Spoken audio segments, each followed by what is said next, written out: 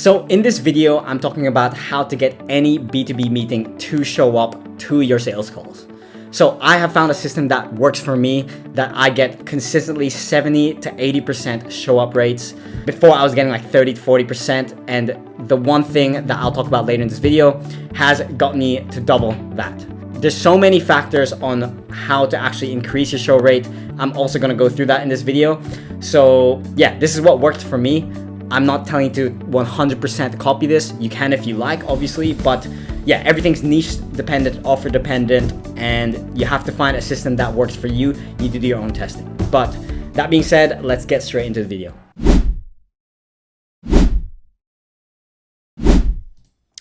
So essentially, there are 6 factors that will increase your show up rate a lot. So status, calendar settings, pre-qualifying questions, thanks page, reminders, and other related gains. So let's start with status. So basically, what this is how people perceive you before the meeting, right? So if, your show rate will be a lot less if you reach out to a cold prospect who has no idea who you are. You're a stranger. You probably beg them to hop on the call, on a cold call or a cold email, rather than someone who came from inbound, who's you've been nurturing for a while. Like, all of these factors matter. So that's what I mean about status on the call. Because if they book directly through your calendar, like consuming your content and stuff, yeah, their show rate will be a lot higher. And if you send them a cold email, cold DM, or cold call, and you like just manually book them in, like they didn't even book it themselves, they just agreed verbally or over the email, then your show rate's obviously going to be worse, right? So you need to understand this. So basically what I'm trying to say is you want to optimize for having them being nurtured and more warm before the call. So that's first thing. So next, let's go over the calendar settings. So what I've got here is, so I'm using Go High Level Calendar, and I prefer it over Calendly just because I've been using it for a while. There's no need for, there's not much I can't do with Go High Level than Calendly. The one factor that I do like about Calendly is the fact that it's a lot easier to send SMS reminders to other countries that are not in the US. But at the same time, I like Go High Level Calendar because I use my own company phone number to do reminders, so it's more congruent. Anyway, that's just me. But essentially, calendar name doesn't really matter. Name it like your company name, call. I put an emoji because it looks cool. Description, you just want them to, in case they forget, realize what they're actually going to the meeting for. So mine, because like I nurture a lot of my clients through my content and stuff like that, I don't need to go too ham on that, but I just basically have problems that most businesses face. And then, yeah, either you do it yourself or use our services to accelerate the process. You can even, write your offer as the description, like we help real estate agents get more bookings or something using this method, or you don't pay. Like, you can have that, but it doesn't really matter with the description. You just want to make sure that they understand what they signed up for or what they verbally agreed for to get on this meeting. And then, yeah, pretty much this is unnecessary. The actual meeting invite on the calendar link, so the Google Calendar, you want to include their first name. So I go contact first name and me, because from my experience or from what I've asked people, it looks a lot more scammy or more like markety if it's a company name on the actual invite, like on the calendar. So I prefer to use my first name, but yeah, I would do what works best for you. Obviously, every offer is different. Every niche is different. This is what works for me. And yeah, this pretty much doesn't matter because I'm the only one taking calls at my company. But next is availability. So do when you're available. I personally book off the first like 5 hours off my day to do deep work, and I take calls after. So I'm not super available. However, like if I get, a custom reply of someone saying, can we do this time? And it makes sense, then I'll open it up for them. But yeah, don't usually do that because I'm very, much into my deep work. So anyway, meeting interval, I do 30 minutes. You can do 45 minutes. Do whatever works for you. It takes me about 30 minutes for a call anyway. most of the time it goes over. I'd say 30 to 45 minutes is probably how much it goes. But on the actual calendar invite, I do 30 minutes. That's the duration, sorry. So meeting intervals, like how much you're available. So if you're available, for example, like 5 o'clock p.m., 5:30 p.m., 6, and it goes in intervals of 30. Minimum scheduling notice, so no one can book from now. The earliest someone can book is 4 hours from right now. That just gives me a bit more time to realize I have a meeting or not. Yeah. Usually you can do like a day. I wouldn't recommend doing any less than 4 hours because you may lose a sale if you're not ready for it. So yeah, I would do that. Date range, I'm doing 10 days. I wouldn't go any more than 10 days just because the later you leave it, the colder prospects get, and they're just more likely to no-show. Ideally, you'd get this under 5, but yeah, just because I work in B2B and I do a bit of cold outreach myself, most people aren't. Some people aren't available, so it makes sense for you to open up 10 days. Maximum bookings per day, don't really care because you want to take as many bookings as you want. 1 per slot, obviously, because you don't want any double bookings. And then for the buffer time, I do 15 minutes before and 15 minutes after. So basically, in a 60-minute interval, I have a 30-minute duration with a 30-minute gap, because if you add 15 buffer time, post and pre, then that adds to 30 minutes. So let's say I have a meeting at like 5 p.m. That goes from 5 to 5:30 p.m. No one can book until 6 p.m. because of the pre-buffer time of the 6 p.m. and the post-buffer time of the 5:30 p.m. 15 minutes each way, 30 minutes in total. Hope that makes sense. Next is the forms and payments. So, yeah, well, this isn't Go High Level specifically, but basically this is like the pre-qualifying questions. So if you go on my calendar here, I'm just going to select the time. Full name, email, phone number. Phone number is super key because you want to do SMS reminders. That heavily increases show rate. I have my website URL. Like I ask them for the website URL and I say, if it's not valid, call will be canceled. Just so that if they're just some freelancer who I can't really help, they just don't book. It increases more friction, but I'm at that point where I take enough calls and I can actually ask these questions, and I'm happy to weed out anyone who doesn't want to do this because they probably wouldn't be a good client anyway. Yeah, then I say, what is your current monthly revenue? And I say, if you're not making less than 10K a month, this service would not be a good fit. This increases my show rate also because basically like 90% of people are above 10K per month who book. And these people are actual business owners and they respect time. They respect me as a business owner, and they're going to show up and be congruent with themselves as business owners, right? So this question increases show rate. Me personally, I like putting my price in the calendar link just because I have nothing to hide. It's very simple. Like I have a productized offer. Yeah, so I say the price. And are you okay with this? Again, like reiterating like what I do and making sure that they understand what they're signing up for. And then here I say, how familiar are you with our content on a scale of 1 to 10?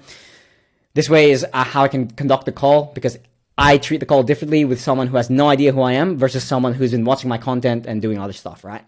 But this will increase your show rate because, yeah, if they put a 10 here, they know about you and they're gonna more likely to show up and they're probably not gonna ghost you, right? Next, I say, what is your ideal outcome of the call?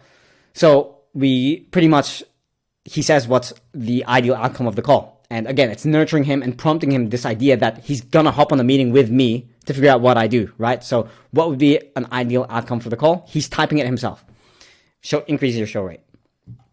Cool. So that's the calendar settings and the pre-qualifying questions.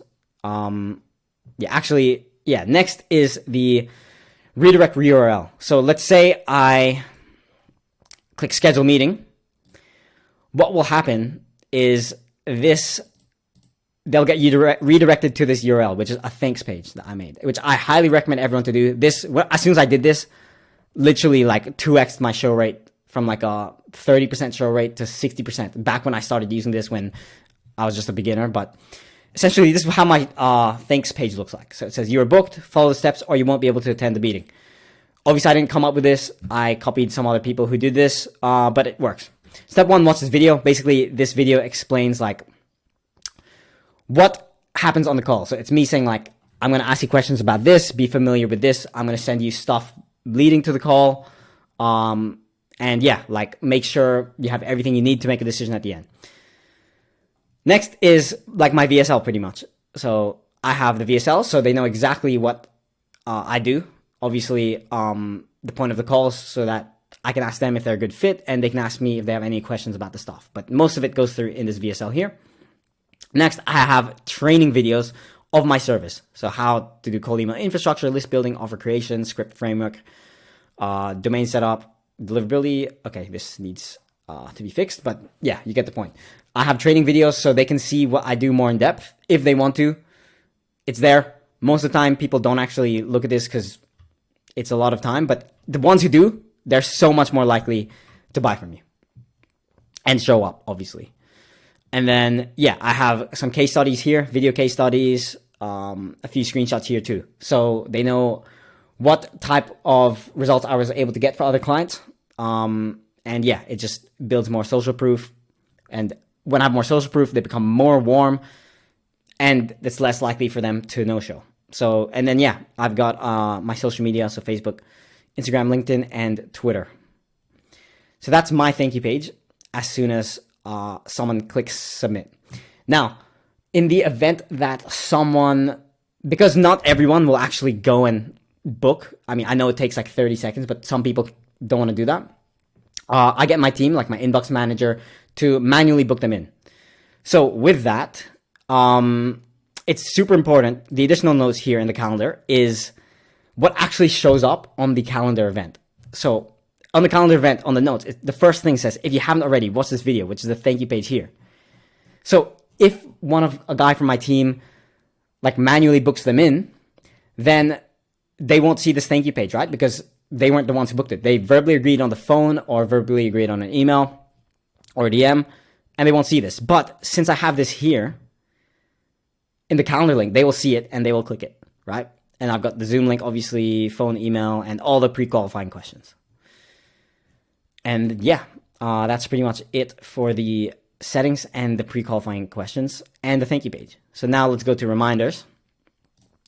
So I've just got simple go high level automation here. You don't need to worry about this because this is internally in my CRM and go high level. I have a webhook because I use, Zapier and make.com automations. But first thing, as you see, there's no wait time. This is the email they get as soon as either they book or someone on my team manually books for them. They get an email from me, from my company. Subject line is their first name or their full name and me. And then again, I reiterate this thank you page. Important. Please make sure you have watched this video before the call. Calendar, the Zoom link, and then the event name's calendar name. And then I just have my calendar description, essentially. And yeah, that's pretty much it. Then I have an SMS. SMS confirmation text. So the second someone books in or my team books them in. Confirm, hey, first name, confirm your appointment at appointment time. Feel free to message here if you need anything in the meantime. Now, again, I can do this because I use Go High Level, and that's one of the perks of having Go High Level calendar over Calendly. Then I wait 1 day before the meeting starts. So yeah, this, like, if someone books 10 days in advance and you only send, so for like 9 days you don't send anything, I would interact with them on their socials or just send them a manual email or text, because that will heavily increase your show-up rate. Next is, 1 day before the meeting. So reminder, call with me at what time? Hey, first name, there's a reminder at the start time date. Yeah, and then Zoom link. Please watch this video if you haven't already. Again, going through my thank you page. I super emphasize the point of going through that because literally will 2x your close rate if they go through that. And then next, SMS, SMS 1 day before, just giving a quick reminder about the call tomorrow. And then 2 hours before, pretty much the same thing, SMS, giving a quick reminder, our call in around 2 hours. Email would be, the exact same thing as before.